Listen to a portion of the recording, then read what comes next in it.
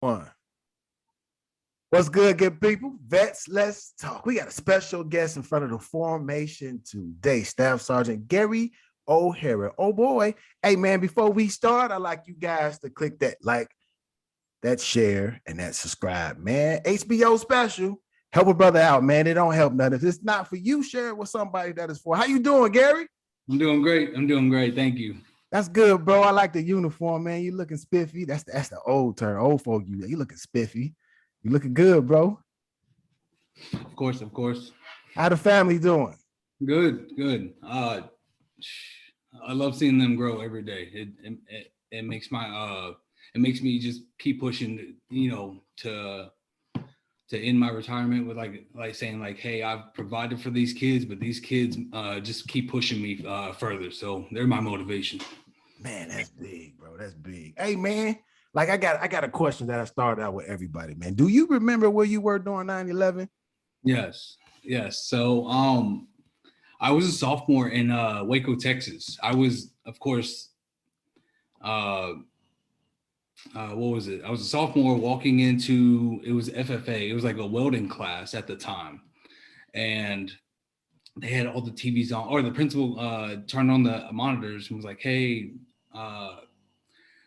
keep the TVs on all day, smokes, hey, call your family and all that kind of stuff. And honestly, I lived under a rock, I guess. Let's be real. I didn't know what the Twin Towers were.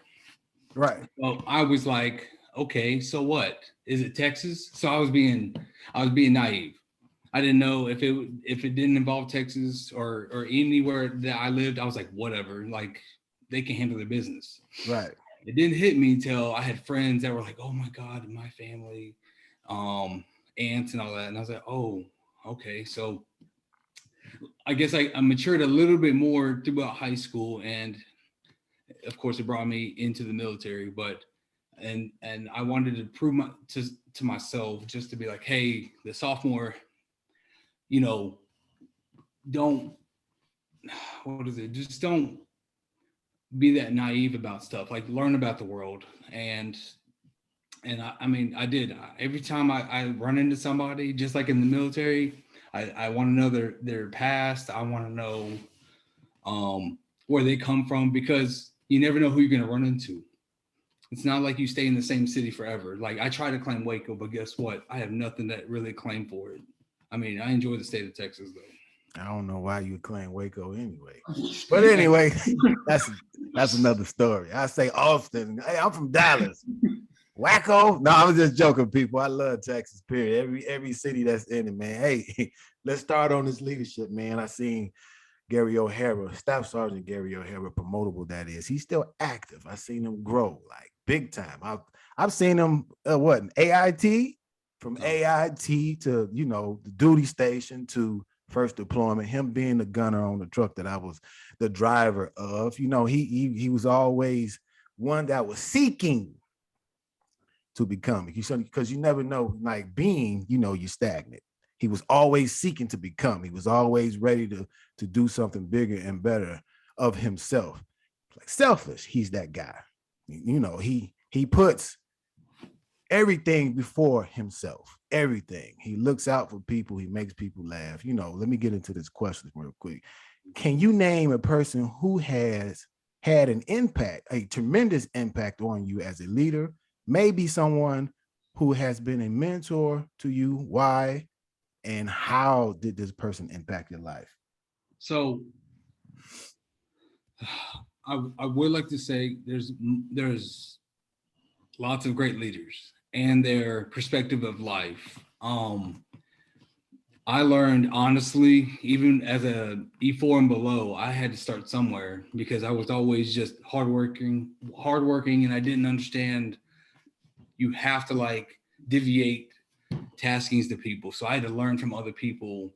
So anyways, to answer that question, I do have two people on the far left side of like, sit back and watch the guys do the work, and not saying he took credit, like he was in the trenches too, but it's just his voice and his presence is Sergeant First Class Fontenez in the field artillery with us.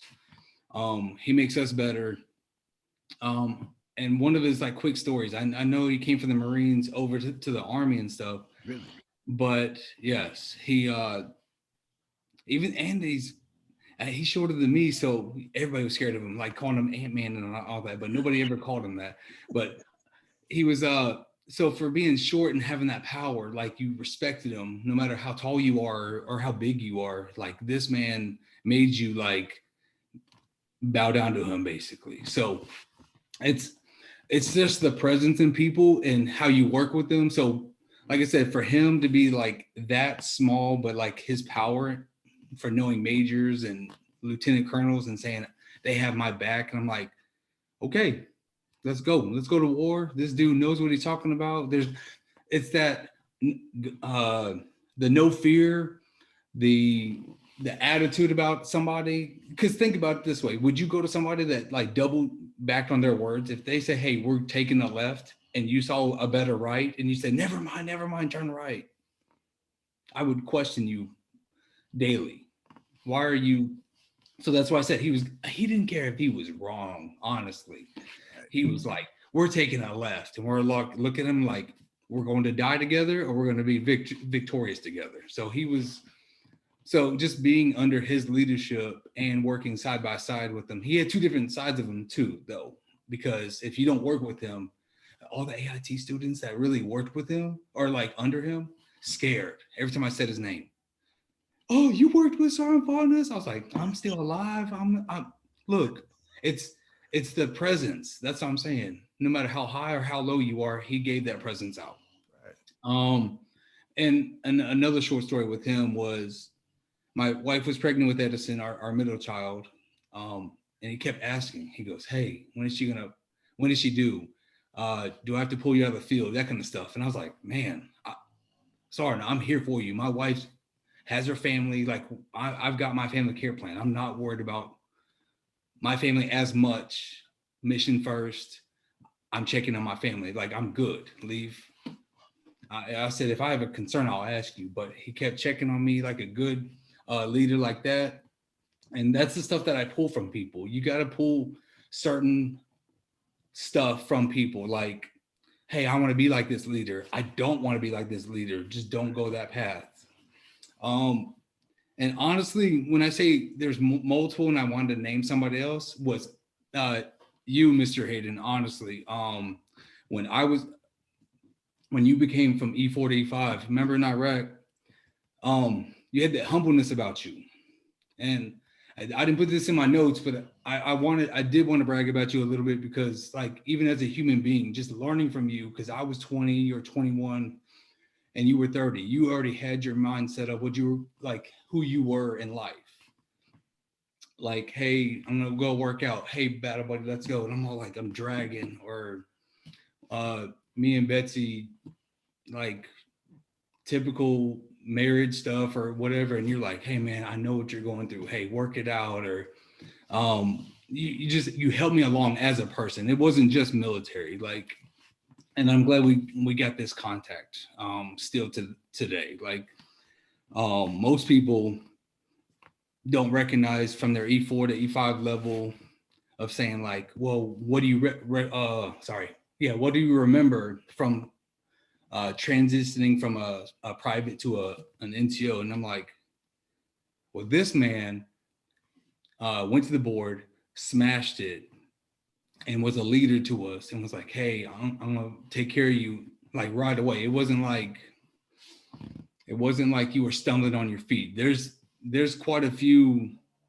I guess stipulations with I guess our soldiers now. Like they always question themselves. The E4 to the E5, and they go, but I'm leaving my battle buddies behind. Honestly, you can still be friends with people after work. You have to show that on work presence, off work, like I got your back. But you can't sit there and say, hey, but after work you were drunk at my house kind of stuff. Like that's the stuff we're trying to separate from them, but they don't know better. I still even have, nope, he got promoted E5, but still he was at E3. He was my driver. He's E5 now. Do you think anything's changed? No, I go to work, I treat him like a human being, I make sure he's okay. And he moved on to another section, but I still check on him as much as I can. I don't want to say if I like you, because then it's like I'm playing favoritism. But it's everybody. Just like I said, I'm trying to stay on topic. I don't want to veer far right. Uh, just like how, like I said, you handle your situation. Anytime you had an NCO or anybody above you try to steer you wrong, you brought yourself back and you're like, this is who I am. This is how I'm gonna lead my guys. Right. And like I said, that's what I liked about you. Like I said, there's that far left person that's like extreme, and the soldiers like would like shit themselves honestly, and like and then the other one over here like calm, cool, collected, but he still knows what he wants in life. I mean, like I said, the leadership that we present, everybody's different. Right.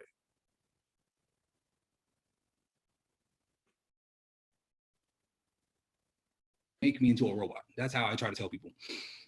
So that's why I said that question was kind of like, I can't pick a favorite, because yes, I've had multiple leaderships, Sergeant Hill, Sergeant Ward, you name them, like from cooks to field artillery, I've had them all. And it's just, it's been a blessing too. You can't tell me, or thank goodness it wasn't a one-way street for like, this is how you're going to be. And now I get it. They try to mature you. Yes. People are immature and you just got to bring them in. But some people are already matured. You just got to show them the path. And that's, like I said, from an E4 to E5. And I was like, what's a counseling? Like, because somebody told me, like, even in Iraq, you're an E4, you should know what a counseling is. I'm like, I can counsel all the time, but you don't tell me how to counsel people. So just learning from your experience, and you may have not known it, but I was trying to study even the new NTOs, and that's where I appreciate the most in life. Is that's where I try to keep my humbleness. Is I don't let this rank get to me. Okay. You can make me E5, and I'm still gonna give that soldier the same love. You give me I'm gonna be an E4. If you make me an E4, I'm still gonna work as hard as I was back when I was 21. But my back may say otherwise, though. Honestly, I can understand that. Those backs get old at times, but hey, hey, what is one characteristic that you believe every leader should possess? Okay, so I thought about this long and hard. And this is why I said my notes, because it helped me out. But respect. Whoa.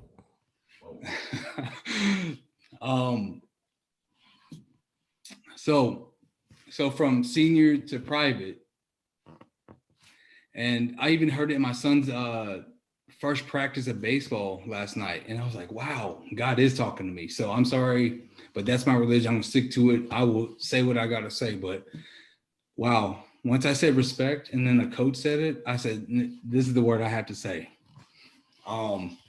But yeah, whether you're gay, trans, whatever, the new system in the Army, no racism, no nothing. Like, you put that aside, or you try to like erase the memory, because I mean, it's just how you're taught though in life, honestly. And why do we play favoritism with people? Like, I'm telling you, I walk up to anybody. I don't care if you don't like me and somebody said it behind my back. I'm still going to show you the respect. I'm not going to turn a blind eye, because we're still in this system together, because we're here to defend this country. Like, all these war heroes that, like, hey, he took on, like, Audie Murphy and all these like great stories. I mean, I respect it. Trust me, I do. But why can't I make history? Why can't I go, hey, I transitioned from BDUs to ACUs to this, and then I'm getting out, and all these guys are like, oh, he's old. He's stuck in his old ways. I'm not. I'm willing to bend. Yes, the new rules came in while I was still in, like, saying, like, don't ask, don't tell, and stuff like that. But at the end of the day, that's my favorite thing is respect, because we have a common goal, is to defend this nation against the enemy, foreign and domestic. Man, that's part of one of the Army values, brother. I'm gonna spit that out at the end. But hey, what is one mistake you witness leaders making more frequently than others? Okay, so sorry, dang. You just It hit me hard.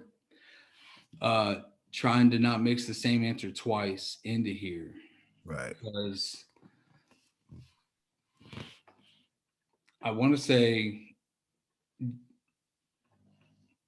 said one mistake, and I'm thinking this is how I put my notes is the same. It feels like it's the same answer, but respect is still supposed to be out there, no matter how like who you are.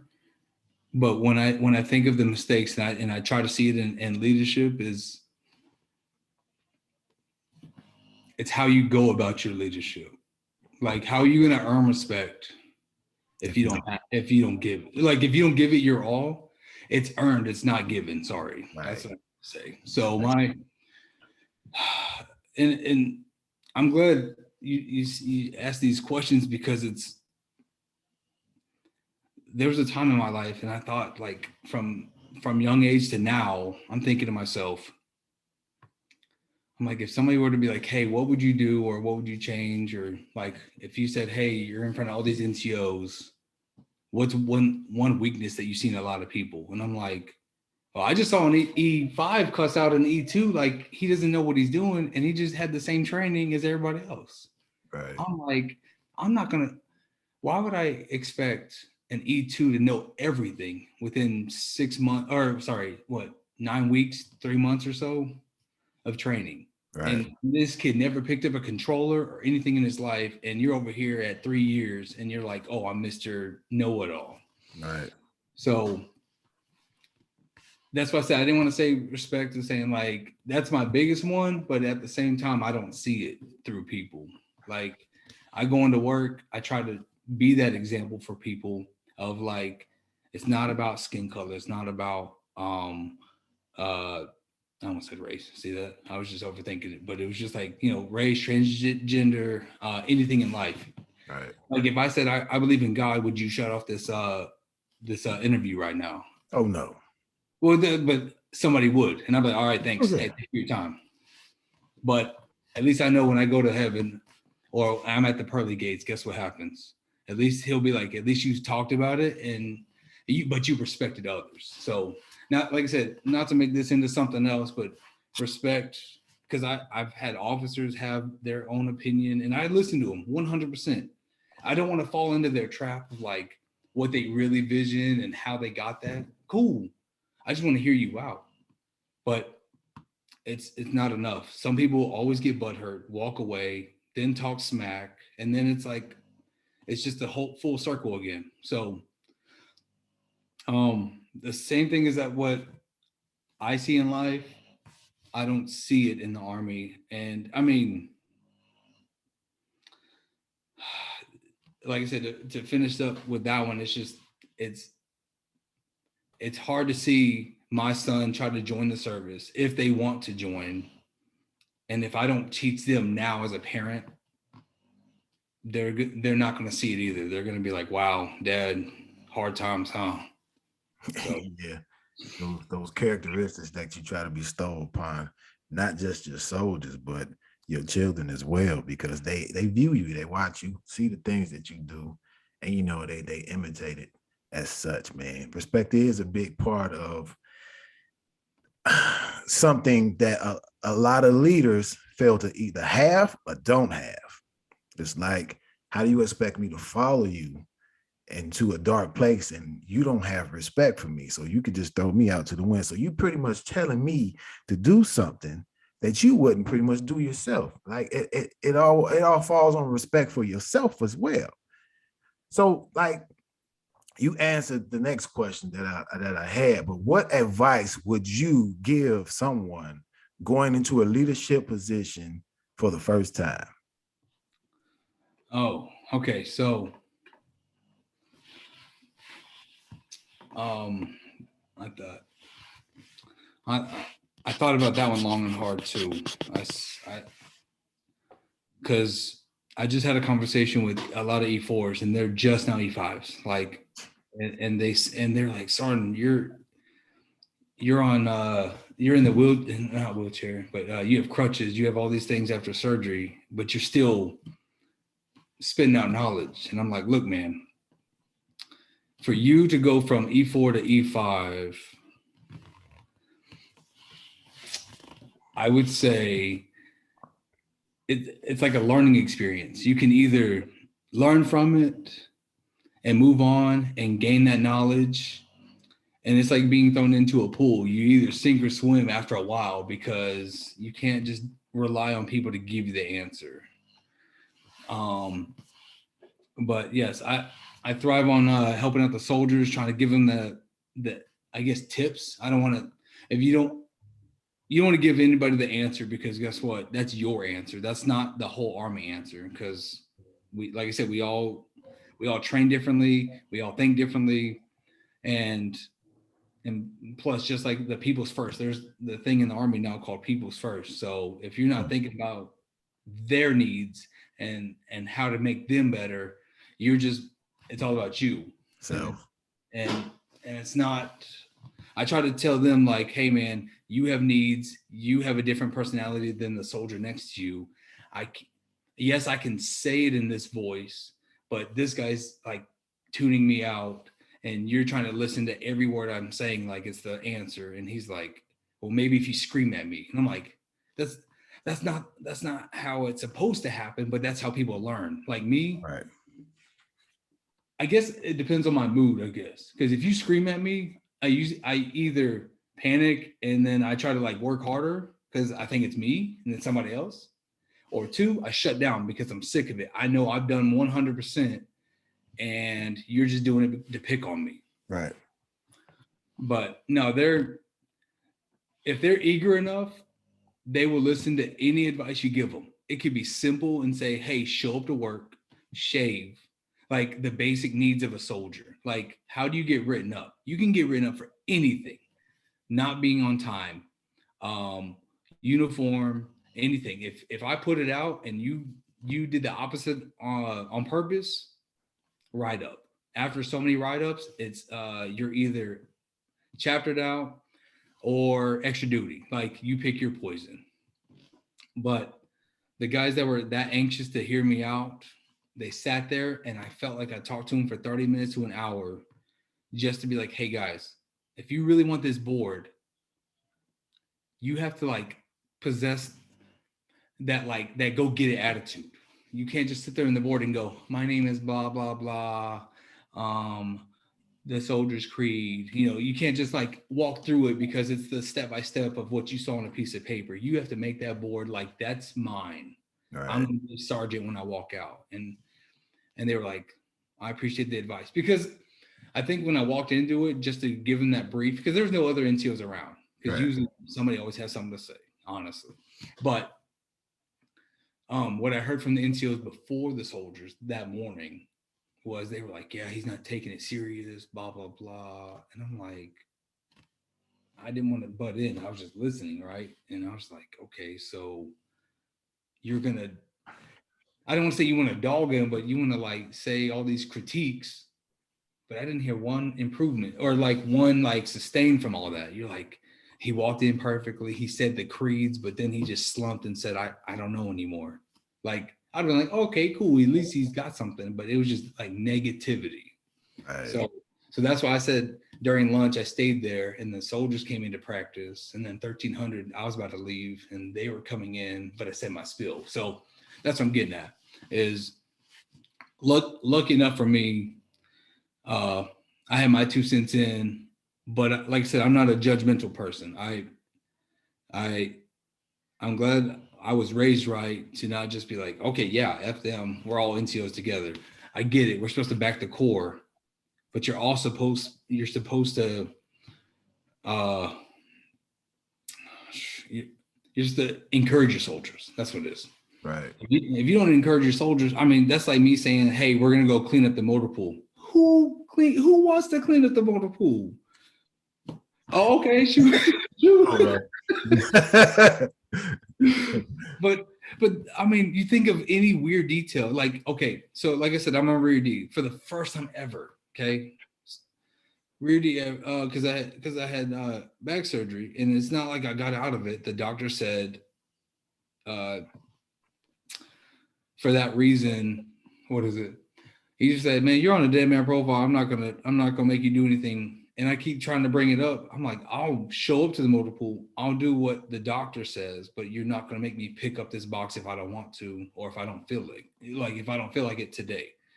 So this has been a real big transition for me to, like, remember I said that the go get them, show them the way leaders, and then the one that sits back and just hopes it gets done. Right. I have to sit back and make sure it gets done, but I can't show them the way. And it hurts. It hurts me on the inside, because that's not how I lead. I do not watch people. Right. But yes, definitely one of those turning points for the young soldiers out there is, hopefully, if they're eager enough, they'll find that hunger and go after it, because every board is different. Always be ready to learn. Always. Yes. Always be ready to step up to the plate. Always be willing to listen. Always listen to your soldiers, because you're not always right about the things that take place. Even though you are the NCO, you're the leader. But you have to always be willing to have an open ear. If he have ears to hear, yeah, I'm a believer too. Don't get it twisted. Hey man, you know what I see as a leader, man. Get like Staff Sergeant Promotable Gary O'Hara. He pretty much said it within the Army values: loyalty, bear true faith and allegiance to the United States Constitution, the Army, your unit, and other soldiers. Duty, fulfill your obligations. Respect. He said it. It was a mouthful, because I already had it in my notes. He had it in his head already, because but anyway, respect. Treat people as they should be treated. Selfless service. That's Gary all day. Selfless. Like, he puts himself beneath and he just gets it done. That's why he's like, he has an injury right now. He just put it out there. Honor, integrity, personal courage. Gary was that gunner, that first deployment. He was on it, 14, 15 months, over 300 missions. He was that. Hey, where's that combat action badge, soldier? I don't see it. Sorry. That soldier's out of uniform right now. Hey, but he's gonna correct that.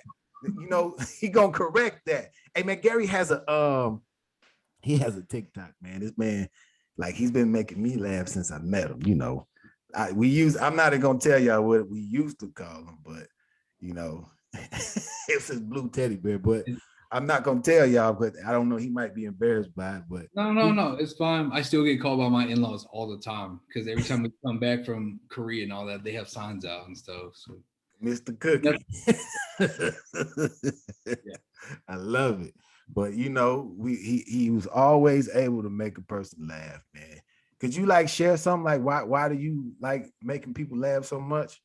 Okay, because I guess in a world of negativity and just everybody dogs each other. Everybody always wants to do the one up, honestly. And I'm out here, I don't care who sees me. I usually do it in my car, and I'm just glad TikTok came around, that you can just show off though. And I just like to, I'm telling you, I think ever since, even in high school, like, if I could hear somebody laugh, and even if it was at my expense and I'm on my face, I didn't care. You know what? You had a good laugh.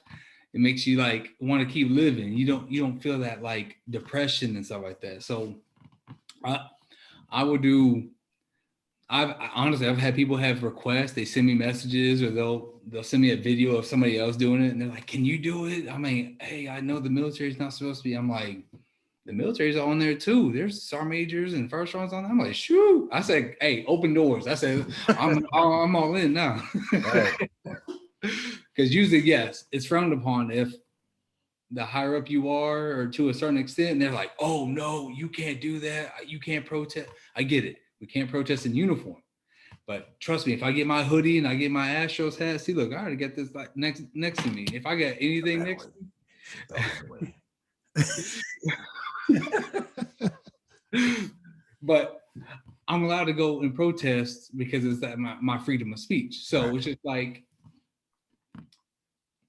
I guess I don't want to refer to Batman because like Batman's like the superhero, but think about like the Joker, the clown, like always laughing and stuff like that. I'm like, shoot, I want to bring smiles to the world, but I don't want to be the bad guy though. I just want to make sure that at the end of the day, if you smiled or if you laughed, like that gives me purpose also outside of my family to just keep going on, because people just too many negative people in the world with maybe it's just the military, I don't know, but the one-uppers, and they're like, oh yeah, you've been over there for 15 months, I've been over there for 24, and I'm like, okay, cool, you know what, one up, this isn't about you. Like, I'm sorry, like yes, maybe you did do 24 months, guess what, bless your soul too, because we were over there hurting. Especially once we got extended, I was like, okay. I was like, I think I still remember it was like May or June-ish, and they're like, yeah, we're supposed to go home in August. I was like, yeah, we're almost there, pack up. They're like, oh, by the way, it's November, and we're like, no. Like my heart dropped and stuff like that. Like, I get it, life happens, like nothing's ever perfect, but yes, just like an influencer out there, I don't want that to ever be a reason why I'm famous or TikTok famous. I don't want that. I want my simple life to entertain people, and I don't want no road shows and stuff like that that takes me away from my family. If I made certain people laugh, and great, man, shoot, that's what makes it better for me outside the Army. Because I mean, the Army's, you can't do that at work. Hey man, I appreciate you. Thank you for your service, brother. Hey, thank your wife for her service as well, because she's a part of this. You know what I'm saying? She's with you during the times that you deploy. Hey man, I like to lay mention on something as well, bro. You are a part of history. A lot of people might not see it as that. You deployed to a war zone. You joined the military during war. That's not something a lot of people do. You are a part of history. You might not be written in the books. Like you got that, I call it suicide badge, you know, the Purple Hearts and the combat action badge. Cause I think the same day you got yours, I got mine. Cause I think we was riding in the same vehicles that it happened. But you know, we got hit a bunch of times over there. You are a part of history, bro. So don't sit back and think that you're not. Like, I certainly, if you meet a World War II vet, you'd be like, oh man, that's history. So what do you think your kids' friends or your kids' children will sit back and think about their grandfather? My father was a part of history. He served during war. Hey man, so I appreciate you. I appreciate for what you do. I appreciate you for your laughs. I appreciate your wife, man. Look, she stands behind you. Hey, that's the boss. That's the leader of leaders right there. Yes. Hey man, hey, who's up next for formation, man? Hey, let's talk.